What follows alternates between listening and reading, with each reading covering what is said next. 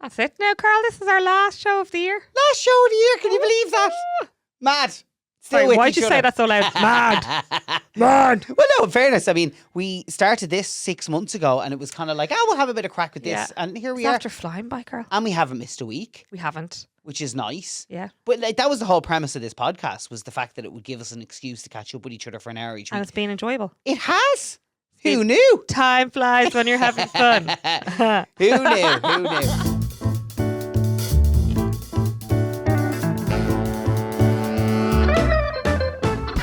Welcome to the final episode of How Are You Lovey this year. Don't worry, not the final ever episode. Welcome. The last one of 2025. How are we all getting on? Hope everyone has survived the Christmas period, the madness, the nonsense, all the stuff that comes with Christmas, and that you're kind of enjoying that lovely in-between period. I know there's a lot of people listening who'll be already back at work at this stage, but there's also going to be a lot of people who aren't back until the kind of 5th That of January. weekend, that So 5th, yes. yeah, hopefully you can enjoy your last bit of peace and your last bit of time off. But we hope you had a lovely one. Santa was good, all of that jazz. But I need to start off, Aisling, with saying, how are you, lovey? I'm great. Yeah? Now, it was a bit of hard work now coming out here to do this today, wasn't it? It was. I felt like a gremlin. You know, did you ever watch Gremlins before? I did. Ugh, I remember you put it on and it seems like it's a kid's movie and it's actually really not. It does get a bit scary. It's a bit like, as I was discussing, actually, sorry, that's another Christmas movie. Gremlins is considered a Christmas movie, but then there's parts of it Not a that are, Christmas yeah, movie. it's a bit like Harry Potter in that regard. Not a Christmas movie. Anyway, Yeah. I felt like a gremlin coming out today to come across to record the podcast, creeping out of my shell and like hatching out of it. That's what I felt like today. Literally, we went for a walk today in Phoenix Park, First and I was bit like, of daylight we got in. it was like a vampire. Yeah. So yeah, no, I feel refreshed. I feel aired. Isn't it The mad? cobwebs have blown away from my fanny. We're all good. Ash there standing out. She had her legs out the window of the car as we were moving along. There you go. Blow away all the dust there. No, it was funny. Air me. We went for a walk, in the Phoenix Park. And I actually said it to you because we were at that point like where everyone's lethargic and we've been inside and eating shite and all of that stuff. Now, we haven't stayed in our house, but we've been been going visiting house and- to house to house. So it's car, house, car, house. No outdoor time. No outdoor bits, yeah. And like, God, it is mad how all the stuff that they tell you, it's so true. Like the importance of getting fresh air. The two of us were, no, sorry, I know I sound like a granny here. No, but I'm just I'm sitting here in amazement because normally you're like, you give out to me for opening windows in the house to air the You're house in the desperate. morning. No, you're desperate with that now. You're just straight away like, this house needs air. But now he's saying to me the importance of it. Well, we were both walking along and I was like, I can't believe how much better I feel already. Yes, It was yes. lovely. Just Yeah. getting a bit of air, getting the cobwebs blown off the fanny, all of that kind of jazz. It was very nice. But it was a really nice Christmas week. It was a fabulous Christmas week. It was lovely. We did. Plenty of food, plenty of my mother's trifle. We went to, Christmas morning in my mum and dad's house. Yes. And my two aunties were there as well, which was lovely. And then we went to your mum's house. We for did. We went to dinner. my mum's house Yeah. and had a whopper dinner there. We actually got inflatable chairs, didn't we? Because we didn't have enough chairs in the house to fit all of us. We didn't have enough chairs in the house to fit all of us in the sitting room.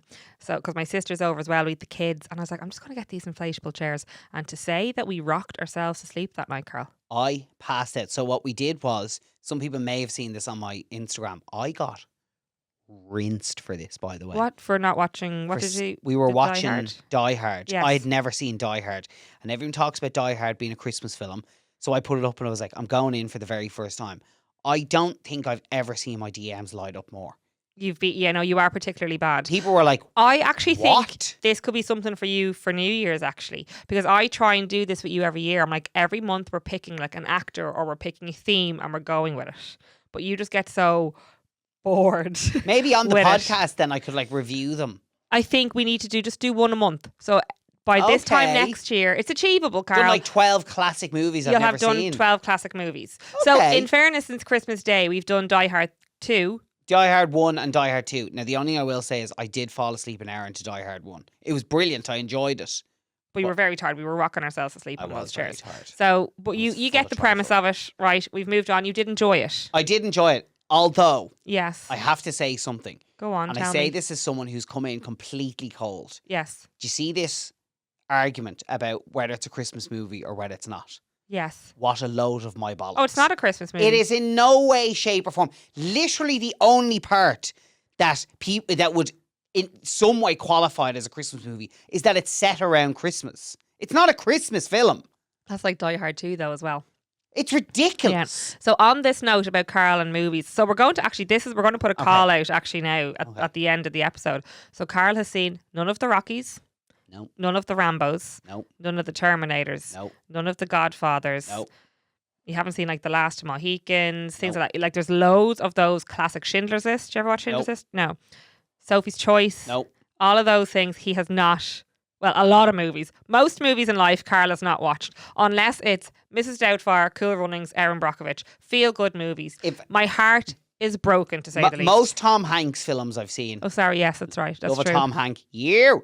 Then I also have watched it. You don't get that. I'm only getting it now. Ew, Carl. Anything with Tom Hanks in it. Anything with Robin Williams in it. Most of them anyway. Although he's in Schindler's List. Sorry, I'm still laughing. I was like, she does not. No, I was still sitting there. And I know that some of you listen now, but like, I still don't get it. Yeah, like there's a lot of classic movies I haven't seen, so maybe we would like some suggestions. So, but even if we do one a month, howieluvey@gmail.com, or else comment underneath this episode. We need to give us some of improve your movie repertoire. Suggestions, yes. But other than that, lovely Christmas. It was a lovely week. Plenty of food. I'm trying to think. In fairness, we were saying that actually we hadn't eaten much junk. We actually haven't, although I will say I'm at that point of Christmas now where I keep swearing to myself, I'm like, that's it now. I'm really and truly sick of eating too much food and I'm sick of eating shite. And in the meantime, as I'm thinking this to myself, You're still going for more? And committing to eating better, I'm going for more shite. Now, I will say I have a turkey in the freezer and a ham because I did promise Nana and Grandad that we would have them over. Oh, yes. So we will be doing that within the next week. That's fine with me. There you go. We're going to have to get a trifle made as well then. From my mother. From both mothers. Because my mum actually didn't make the trifle this year. It was my Auntie Dee who was over. And I will say Auntie Dee's trifle was my mother's way of making it. Bar the banana. Bar the banana in it. I listen, Auntie Dee's trifle was lovely. Your mother's trifle was lovely this year. But I missed my mum's trifle big time. I really did. So I'm actually going to ask Mum, would she for New Year's make me a trifle? And I can do a little taste test maybe for everyone on Instagram. They'd love that. Right, Carl. How are you, Lovey? How was your week? It was great. It was great because do you know why? Tell me why. Well, the loveliest part of Christmas for us this year was how many people we had home for it. Yes. Because we had our sisters. So all our sisters. You have one sister, I have two, and all of them at the moment are living abroad. Yes. And all three of them are home. Like all of the in-laws, so all the uncles. Yeah. Not necessarily for Christmas, but as in for the outer parts of Christmas, they were here. Which is just so nice having people around. Yeah. And then you had your two aunties. My two aunties, so my godmother, my Auntie Dee, my Auntie Moya from Derry, they were here, which we haven't had for years. Jesus, since we were like tiny tot. Small kids. We haven't had them here for Christmas. They normally come after. Yeah. And that was lovely as well. Yeah. So the one thing is though, it's like you have to, with the kids, nearly just make peace with the fact that it's not going to be a nice, chilled out, relaxing. Oh no, Christmas. It's manic. Like until they go to bed. Yes, that's when you really start to enjoy it. Like, and we were getting ready for like we had dinner at my mum and dad's house on Stephen's Day. Yes, and everyone was there, and it was manic with the kids, and they were tired at that point, and it was just like, you know, when you're fighting fires everywhere. Yes, but then everyone else started to get involved to try and help us fight the fires, and I at one point had to be like, let us watch the kids. Yes. Please enjoy your dinner, because we were getting more wound up knowing that other people we can't were enjoy affecting their dinner. Yes, yeah. Do you know? And they weren't bad. Like, they weren't bad. They just like didn't want their dinner. And I'm like, I'm just going to put them in front of the TV. It's the easiest way of getting them there, because they were so tired, and I knew they would eat if they were watching something mundane. Yeah. And they did. So everyone was happy out. They just weren't going to sit for another family dinner, which is fair enough. But that it was just a real nice week. Although, like, I don't know. Just in general, actually, like, because this is like a New Year special, and it's a bit more like, you know, introspective and retrospective, and you're just thinking back on the last year. The last year. Continue. I do find myself kind of being worried that I'm not taking anything in, but because we're at that point of our lives. Like, I feel like Christmas Day, the only part of it I really felt I took in Yes. was actually when we sat down after the kids went to bed. And we, in fairness, Jesus Christ, I actually said this to you afterwards. I love hanging out with your I know. mum. He said to me the following day after so Stevens' day, he said, I'd love to go for pints with your mum again one day. Like just me and her, we'd have the crack. I was like, Carl, shut up. She's unbelievable crack. In fact, your mum would have been better crack on my stag than some of the lads. That's a genuine truth. She's unbelievable crack. So, but the way you say you think she's sitting there and knocking back and we're having a big No, giant party. she's Literally sitting in the chair and we're just having the chats, talking, and Carl and her find each other hilarious. that's it. We both know each other. We both know like how to make each other laugh. Oh, Jesus, she had me cracking up. Like, just, she was opening presents and you could tell when she didn't like them, and just her trying to lie about it. Oh, Jesus, the two of us were in ribbons. You swear. And that for and me, we were all on the outside party. We were like, all right, okay. That for me was the only part of Christmas Day I really felt I properly soaked in, because the rest of it was just so like, not that it was stressful at all. It wasn't. It was a lovely day. I think I'm the complete opposite, because normally that would be me, that I can't absorb it. But I think definitely this year I'm really like taking stock. So like I took Christmas morning. Like I really took that in, soaked it. I've gone back through that photo so many times of them with kids. When Santa eats his food and they're standing at the True, chimney, I did the take fireplace. that in. So like I've really taken that in, and this year, because I know like next year I'll be back to work, so I'll be working. Yeah. So I'll be working right up to Christmas Eve. I'll be working the middle part, because healthcare does not stop, contrary to what some people say. So from that point of view, I was like, I won't have this amount of time with them again. So I've really been trying to absorb. Like today, Baveen woke up in the middle of her nap and she just wanted a contact nap for the rest of it. And I'm like, well, I am soaking this up. And yes, you can have a contact nap. Yeah. Because I watched Harry Potter when they're there, because I'm like, this time next year, this is not going to happen. Yeah. So I really absorbed things this year, I felt more than others. We're the opposite this time. Well, now that you say that, I do think as well, probably subconsciously, we've actually taken a lot of pressure off ourselves to like get up and do much. Like I know we were saying about it was so nice getting out for a walk, but actually we've also really enjoyed like the kind of lazing around the house and like having a bit of a duvet morning with the kids and watching something, because we're conscious of the fact that like next year you won't have that. I won't have that. Off. Yes, yeah. So we might as well take it all in. So that is true. That is true. I suppose it's just more like I think you struggle at the moment because you're so busy. So to come down out of the busyness to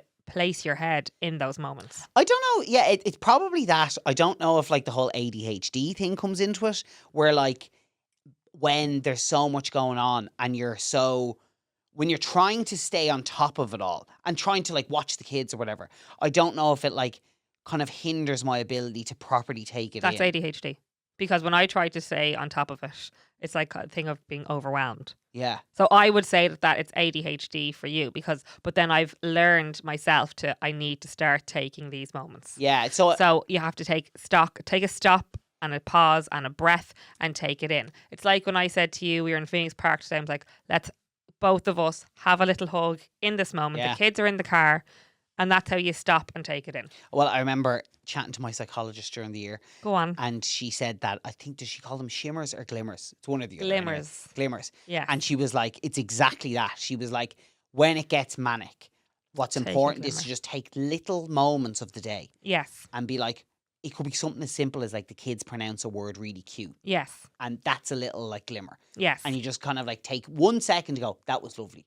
Yes. And like you say, two of us like getting into the car, give each other a hug, that kind of thing. I even said to you, I think I said to I did say to you too, I said to my mum the other day, I was like, if I could freeze time now, whereas like Ayla's speech at the moment is at a point where like it's really, really cute. Oh, jeez. And we're about to lose that really cute part of her speech, because then she's going to take another step where she'll just be having and she does have full conversations with you. Baveen is like, she's babbling away, and Davey's just Davey, like he's turned into real boy mode. He's after taking a jump. And I'm like, if I could freeze time now, I think this would be where I'd want it forever. It is gorgeous. So that's where I was like, this is where I'm taking stock. So that's what I'm trying to say to you, is in like, for me, it was a lovely Christmas. It was manic, but also I'll remember this Christmas because it's taking stock of where we're at. I think like we're going to go into like things for next year, but I think that's something I want to work on for the new year, is like trying to maybe just be a bit better at taking stock. Do you know, like rather than kind of looking back and going, damn it, I wish I'd taken more stock there. Do you know what I will not be taking stock of? What? Davey got a... Actually, thank you, Auntie Emma. Auntie Emma. Because I just found the purple hair. Davey got a big owl long plait to put over his head so he's roomy from K-pop. K-pop demon to hunters. say Some that of you will know hair it. is all over the back of my car. We've been finding it in the wash basket, tangled around Bavian's fingers, tangled around Ayla's toes. We all loved it, and he still loves it, but it might just slowly start to disappear. Isn't it mad with Christmas? It's always the most unlikely of presents are the biggest hits. Yeah. It has been a massive hit. He's been showing it to everybody. Will we tell everyone about the? I wouldn't say an incident, but the kind of bit of language that the kids learned at one point during the week. Oh yeah, did you burn? No, you lifted something hot out of the oven, was it? Do you know what it was? I was sterilising one of Bavian's bottles. I was putting hot water from the tap into it and got boiling water on my hand. I went, oh, fuck, like that. Anyway, it was grand. Got away with it because the kids didn't seem to say anything. They just continued on playing. Nothing. 2 weeks later, a week and a half later, shall we say. Yesterday morning, we're in the house. How did it start? I was all in the kitchen. All of a sudden, Davey just kind of said, oh, fuck. And while we were watching TV, we're having a PJ day. I had Harry Potter on. Oh, fuck. But then he said it and I just didn't look at him. But I could see from the corner of my eye, he was looking to see if I have a reaction. So then he said it again. Oh, fuck. And I just kind of looked, pretending to not look at him, but looking in his direction. He's definitely looking at me. And then he said it again. So then Ayla was like, oh, fuck. I was like... Ayla obviously knows. Even at 2 years old, she's like, this is a bad word. So Ayla then started going around the house, but saying it with real venom. Yeah. She came into me and she was like, Daddy, fuck. And she was like, looking at me. It's the... dead in the eye. Coming out. So anyway, both of them were back in the sitting room and it's kind of continued. So I just didn't, I was like, do not react, don't react. And I was like, oh, fox. The fox is, look, the fox is running on the snow. Yeah. And then Ayla's like, oh, fox.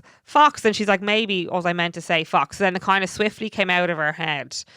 But he was clued in. David was clued in that he knew that it was a word. They seemed to move on from it anyway. Yes. But then later on, we were in Mum and Dad's house in the car, just as in driving by, we were dropping something in. And we had sent videos into the family, just being like, look at what's going on here today. And the kids had moved past. And then Dad came out and he went, what we said? Oh, fox. Yes. And I, as soon as he said it, I was like, Dad, they don't. And then I literally told him, oh, fuck. I was like, Dad. And you literally turned to him, you were like, walk away. I was like, walk away, Don, from the car right now. So anyway, there's our parenting fail for Christmas 2025.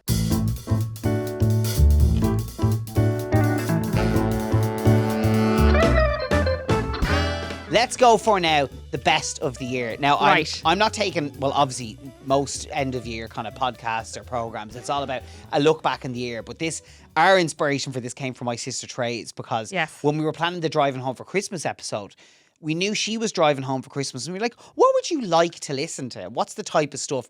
And her friend Lawler, whenever they're driving home for Christmas from London, they always drive, they get the boat over, and they always play a game when they're driving along, and they go through all the best moments of the year. Yes. So we've actually robbed exactly the text that Trace has sent us. Yes, we have. And we're going to play this as a game ourselves. So just the best of the year, both personally and just in general in society, okay? Right, Carl, you have the questions. Okay. So I think you're the best person to ask them. Fire ahead. First question is, what's the best news story of the year in your eyes? Best news story of the year? Well, there's been a lot though, hasn't there? You give me yours first.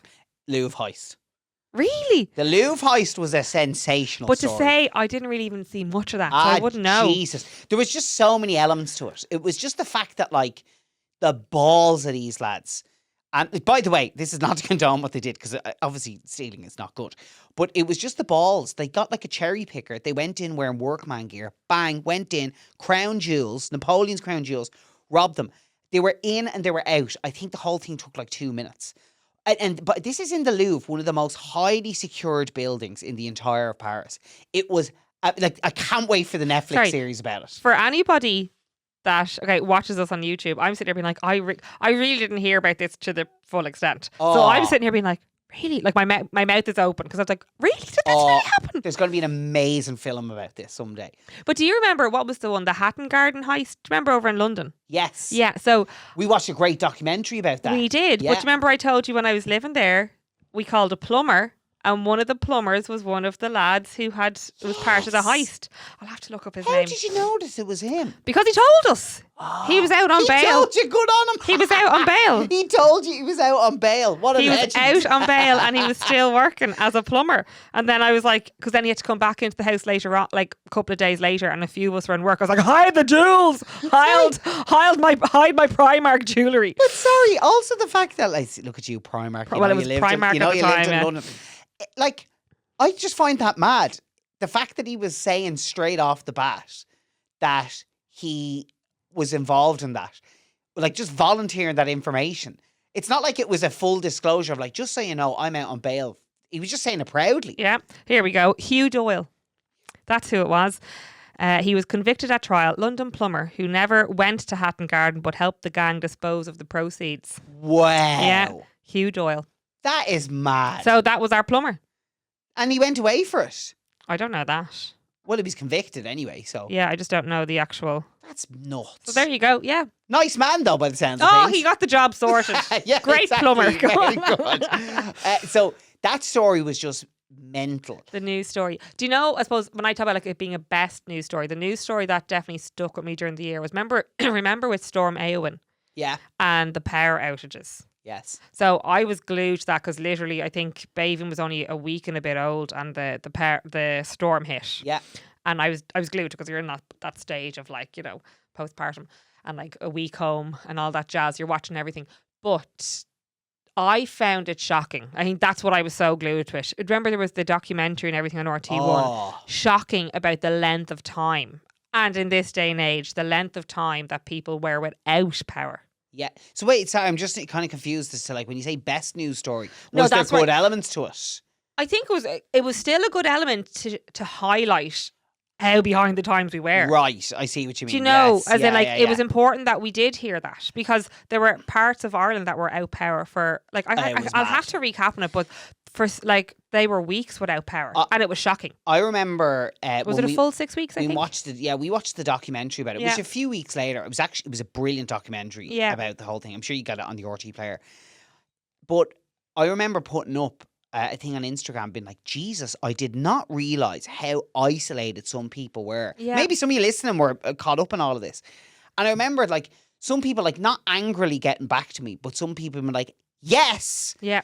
As in, it was obviously so frustrating at the lack of kind of national attention the whole thing got. Because It was- I think that's the whole point of it. And that's why I'm like, that's why actually it was the best story to come out because it highlighted how from their point of view, once the main part, like once Dublin was done, once the cities were done, Yeah. they felt forgotten about. Mm. And I think it made us take stock of, right, this cannot happen again. Yeah. Now, to say, I don't know what moves the government has made or the ESB has done as well to make moves with that. Yeah. I don't know.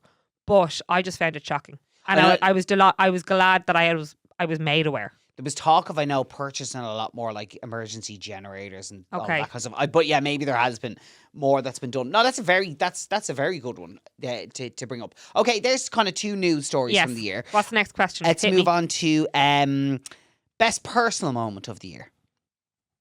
What's your best personal moment, Carl? Well, it has to be baby and being born. Does everyone always pick their child? Do they?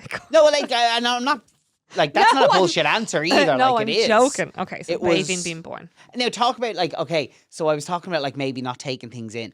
Actually, I think what I loved about Bavian's birth Yes, was I took it in. you totally took that in. Yeah. I even to the point of I remember so we went into Hollis Street Yes. and it was that afternoon we went into Hollis Yes. Street, and even as well because it was baby number 3 and we know that like you labour for I a long laboured time. for a very long time. So it wasn't a case of we need to rush. we need to rush in. We kind of knew that we had time.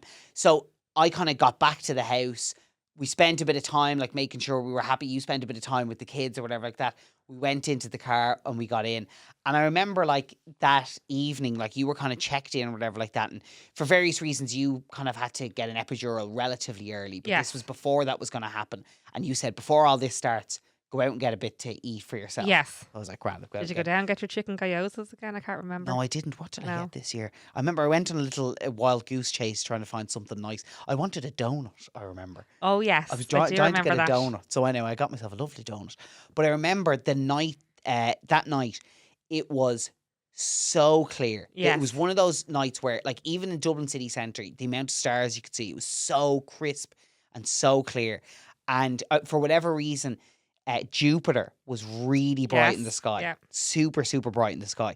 And anyway, that's fine. Went back in, and then it kind of, the labour wasn't completely straightforward. No, And as per usual. But go on. it reminded me of when Davies, Davy was yeah. born, where they were a bit worried about her heart rate and all of this stuff. And I remember I was just, honestly, I was shitting myself. Go on. You go on. No. I mean, it's your story to tell, so go on, Carl. Go on. On your behalf, because Oh, yeah. I've spoken about this before. I hate the lack of control. Yes, It's go on. awful. Mhm. And seeing what it was putting you through was absolutely awful. So you can tell your version of this in a moment. It's absolutely fine. The most important thing. Mhm. But I remember when she was born and she was out and she was okay and you were okay. Yeah, it took me a while to be okay, but Yes, yeah, go on. you were. Yeah, yeah. You can talk about that in a second. I remember the sense of relief was just unbelievable, and like You cried. De- You cried I- with her. I You actually- bawled. I Yeah. actually wept. Yes. But what happened was it was the first time. So they took her over and they like It was more a case of my life is ruined. another girl. She's gonna wreck my head. No, they took her over and they weighed her and everything like that, and then they wrapped her up. They swaddled her, or whatever, and they gave her to me. And I was just looking at her, and you saw it. Yeah. It was actually kind of embarrassing. Yeah, you were bawling. It just it just hit me. Yeah.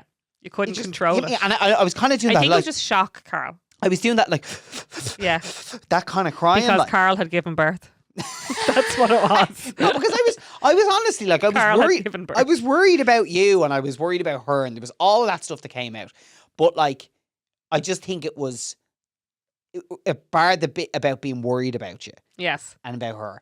It was actually a lovely experience because we both felt like, okay, we need to take this in because it's not like there's going to be another like 5 or 6 times we'll be doing this. Yes. Do you know yes, what I mean? So yes. that was nice. Anyway, I want to hear your version of that because I presume yours is the same. I is never it? said that, no. Okay.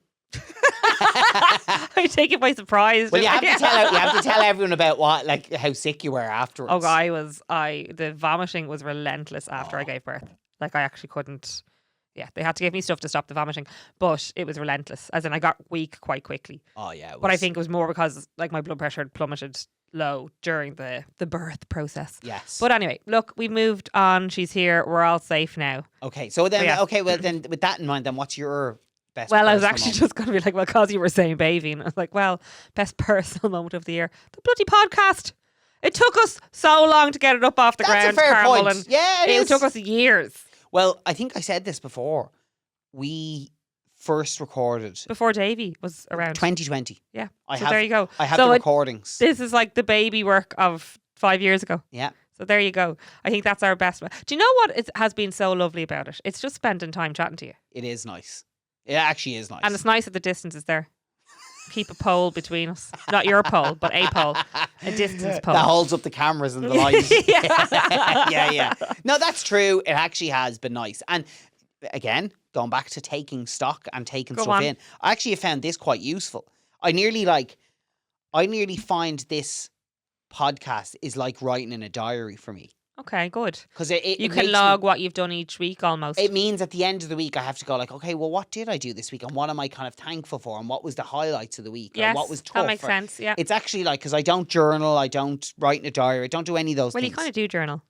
Online. Yeah. I suppose I do, yeah. But equally, that's curated journaling. But anyway. Exactly. And also, it's like probably on doing the podcast is nice because it actually allows you to like Share talk about different more things. serious things. I know for Yes. the most part we have a laugh doing this. Yes. But you can share different things. Whereas sometimes I found with like the Instagram stuff, because it is like me taking the piss most of the time, sometimes people look at you as if like you can only do fart jokes. Yes. And you're like, no, I actually can like talk about serious Serious things as well, stuff, you you're know. right, And yeah. I like talking about serious Yeah. things as well. Love a fart joke, but love talking about serious things as well.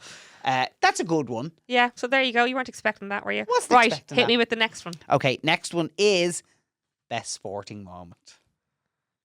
You go first for this one. Like it's either going to be Formula 1 or football. Go on. Well, no, okay. It's without question. Right, go Without on. question, it's Troy Parrott's goal against Hungary, the third goal. It just purely because, and I remember at the time I spoke about it, it was like, as an Irish football fan, and just as Irish people in general, like, I mean, obviously we've had loads of success in other sports internationally, but like, it got really bad as an Irish football fan for a while. I mean, talking about the men's team here. And like, it was the few days beforehand when we beat Portugal, it was just like, whoa, hang on a minute. Like, that's a feeling I forgot about.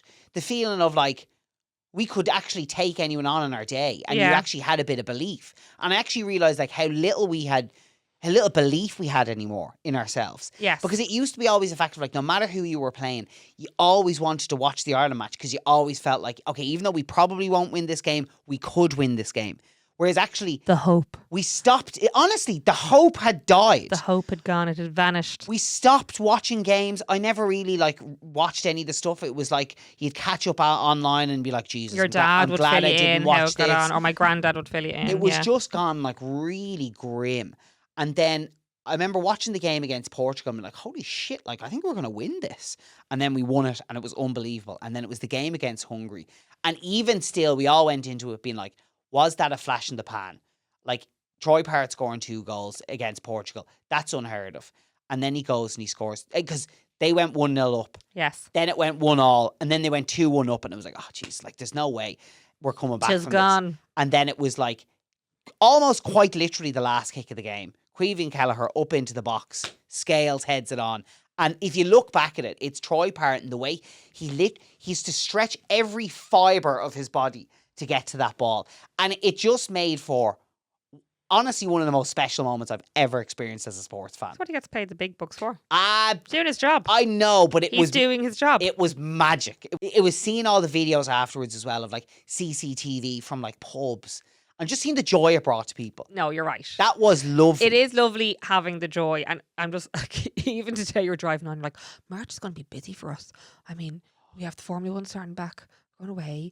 We've got the football as well. Football. I was like, sorry, that's not Six busy Nations. for us. Like, Six Nations is on as well. Oh, Jesus. We've got Czechia first, and if we beat them, then it's on to play, is it Denmark probably? Anyway, whichever way it works out. Oh, Christ almighty. Like, imagine. Anyway, let's not get excited just yet. What, do you have any sporting moment? I'm going to just say, we kind of did touch it at the very start when we were doing the podcast, but the Irish women's rugby. Yeah. At the World Cup. I think that was memorable and very, what's the word I'm looking for when oh Jesus, what is the word? Like a lot of moving forward in women's rugby. Yeah, like not breaking through, not breaking barriers, but like it kind of feckin' is, isn't it? Forward. Jesus. Anyway, they broke through a lot of barriers. That's what I'm saying. Because there were now, we're going to the match in the Aviva in May. So it's the first women's rugby match being played in the Aviva. I think what's lovely with the women's rugby is that, like, I think after a lot of work and all these years, in general with women's sport, because I know there was the 20 by 20 campaign, it does seem that there's genuine buy-in and there's genuine cut through. Yes. In terms of like, one, the media coverage and then like the public buy-in. Yeah. With it, which is like only right. It's terrible that it hasn't been that way. The other thing then, if you think of sporting moments, and there was a lot of talk about it, but Aisling Marr, do you remember with the skirts and the shorts? Yes. So that was a huge one. Yeah. So I think that's a whopper moment as well. That was a big win. A memorable and a big win. Yes. Honourable mentions as well. I think we should mention Alex Dunn. From Offaly. Yeah. Formula. He's not Formula 1, but he's Formula 2. And he had an amazing first year in Formula 2 as a rookie. And he was genuinely in with a shout at the championship. A couple of things didn't go his way, but like he really made a mark for himself. Did a couple of runs for McLaren in F1 practice sessions. Like there's a lot of attention on him. He had a great year. What age is he, Carl? He's only, I think he's 19 or 20. He's only a young fella. Okay. And then, of course, Rory McIlroy winning the Masters. That was unbelievable. Oh, yeah. So that was a big news story as well, wasn't it? That was class. And I'm not a big golf fan or anything like that, but like talk about, I bandwagoned that now. That was great. That was great. Right, go on. Okay, next question. Best concert you went to? I mean, we didn't really go to many concerts this year. Probably Oasis, right? It was unbelievable. Sorry, we did go to one concert. well, not concert, festival. We went to for a fraction of it, but what we saw was epic. Yeah. Dermot Kennedy and the Cranberries. That was unbelievable. That was unreal. Electric Picnic. That was unreal. Yeah, that was it so was really good. Oasis, and then was special. Yeah. Oasis. Oasis. What's going on when we actually doing this? Like I'm from the You're Ronan Netherlands. Keating's other half, or long lost brother. It was one of those things where like Oasis, again, when we talk about joy, like I remember talking about this at the time, but when Roll With It came on, Yes. I remember just seeing 80,000 people erupt at the same time. I got very emotional again. You did get emotional. Because it was actually so How overpowering. embarrassing. You know? It was like, of all the songs to get emotional with, it was unbelievable. And again, there's so much shit going on.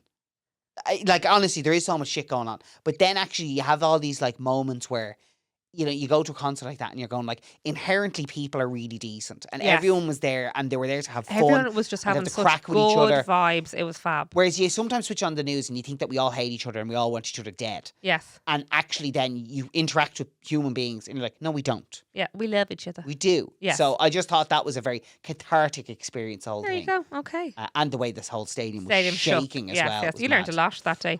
Okay. Both next going with question. Oasis then for that one. I think so, yeah. Best thing you watched? Well, we're just finished, the first season of Mr. Mercedes. Mr. Mercedes. Very That's good. brilliant. I really like Brendan Gleeson in that now. And also, touching on Mr. Mercedes for a second. Brendan Gleeson in this particular series, he has an ability, and I don't know whether other people that are watching it in different parts of the world feel it, but I don't know if it's just an Irish thing watching it. I don't know what you're going to say. What? You forget that he's acting. No, I have this love for him as if like he's my father. Like I'm looking at him being like, oh, I have a graph for him because I'm like, he's like a father Yeah. figure. And Yeah. it's like, one, there's a sense of pride about him, but I'm like, I just think he plays the role brilliantly. You're really rooting for him. You're rooting for him because the way you'd root for, like, yes, your protagonist character and all of that jazz, but he's like almost like the father of the people of Ireland sometimes. Yeah, yeah. Do you know makes that way? sense. Yeah. Brendan Gleeson for president when he's older. There we go. Go on, Brendan. But yeah, no, that's right. Parking Mr. Mercedes for a second. Adolescence. That was Stephen Graham. Fantastic. And I don't know if anything will cut the shock value, the shock factor of that. The shock, I don't think anything cut through this year in terms of something that started a genuine conversation in households. Yes, yeah. About like toxic masculinity. Yeah. And like we were speaking about it, and it's as parents now, you're going like, how do we navigate this as the kids get older? And it's going to come at us very fast. Yeah, yeah. Where they're like having access to the internet and there's pressure on us for phones, and how do you manage that? And I'm sure there's a lot of you listening right now, you're already in the thick of that. Yes. Like it really did start a conversation Yeah. about that. Because I know some of the, it got very little criticism because it was incredible. There Yeah. was a little bit of criticism leveled at it from the perspective of people said they didn't tell the story of the girl. But I don't in the think they series. needed to But tell no, the story because I think that was the point was Yeah. it was about how dangerous and how easy it is for this to seep into like young lads. Yeah, yeah. And also the level that it seeped into the outer. Yeah. Like everything else, everyone else that was involved in that. Death of a Show Jumper. That was another one we did watched. want to talk about that one. Yeah, that was pretty. That was That was amazing. on Sky very Documentaries interesting, as more well. so because we hadn't really heard of it in the news channels. But Yeah, it happened in the north only a couple of years ago. very close to Derry as well. Shocking. Oh, it is shocking. It's very sad. It's very sad. But but that's worth watching very worthwhile to watch. if you're looking for something. Okay, last one. Funniest thing that happened this year. Now, when we talk about taking stock, this is the part that I probably struggle with, is remembering the funnier parts of my life. Yeah. Every day with you, Carl, is a funny day. Yeah, right. Every day is I'm paying the whole day. it's a state case of survival. But we did have a moment during the year, only a few months ago, and you said it was actually so lovely to laugh like that again. Yeah, what was it? That's what I'm saying. It's so hard to take stock on what we were laughing at. I remember you were pissing yourself laughing one of the days because we caught it on the doorbell.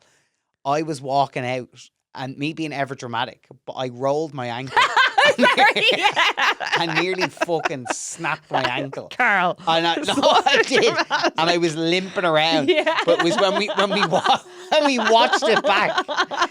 It was the dramatics out of you. I'm just like, oh, would you stop? I can't. There definitely is funnier moments, but I can't think of them. Sorry, I forgot about that. That was very funny. And just like your little your little hop on the like as you're walking. It was sore. It was sore. Oh, the poor Baba.